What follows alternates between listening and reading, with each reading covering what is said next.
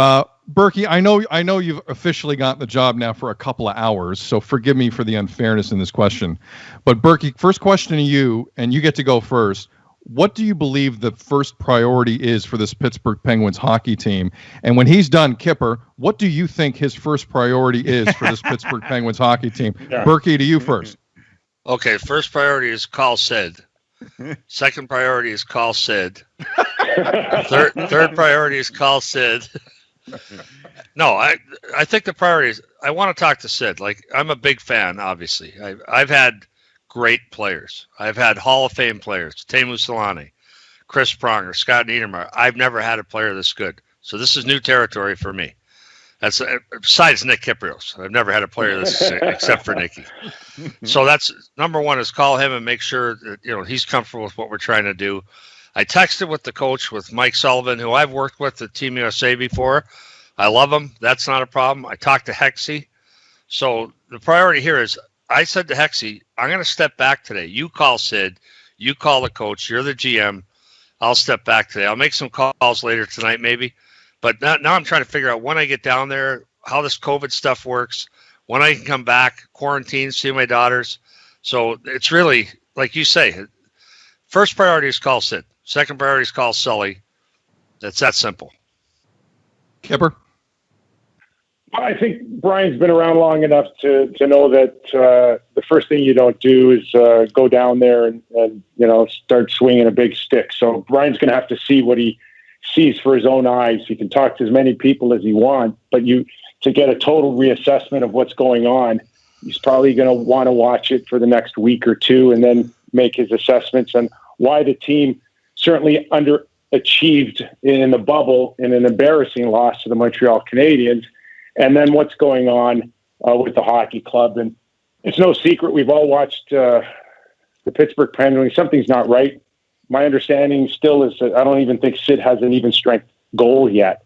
So something's not quite right there. There are a lot of defensive issues. So they're going to have to reassess why.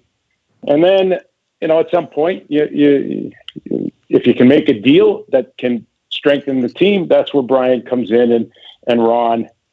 Now, I'm not, I don't want to quote you again, Berkey, but I don't know, maybe you mentioned a couple of times that Letang would be a guy that you might want to move. I think you've mentioned that once or twice as a broadcaster, but maybe you want to see his play, firsthand before you make a major decision like that.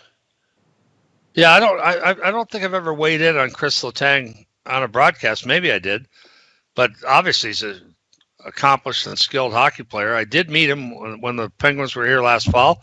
I got a chance to visit with him. He's a nice kid. I mean, they're all kids. So I'm getting old, but he's a nice kid. So no, I don't have any. I think the biggest mistake you can make when you run a team is to drop in with a parachute and have a bunch of assumptions on what needs to be done. Because when you get there and you meet a player that you don't like, and then you meet him and you realize he's really important to this team, or he's a glue guy. Even though he's not a great player, he's an important guy in the room. I think you have to parachute in and then talk to people. Like my first call today was to Jimmy Rutherford. I didn't get him. I left him a message, but we're going to talk later tonight. He's been there. He knows these players. The next call is going to be, to Sid and then to Sully. And okay, because when you work for a team, you know your players. And when you don't, you don't. So I can tell you, I get to Calgary. I watched practice for a month. I knew that team inside and out. I knew the guys that worked hard. I knew the guys that had character. But before I got that, I was going on secondhand information and watching on TV. Now you're there and you get to know him. Like, I didn't know Nicky. When I traded for Nicky, Paul Holmgren said to me, you got to get this guy. He was my coach in Hartford. We got to get Nick Kypreos. I'm like, I remember Nick. He scored 70 goals in North Bay.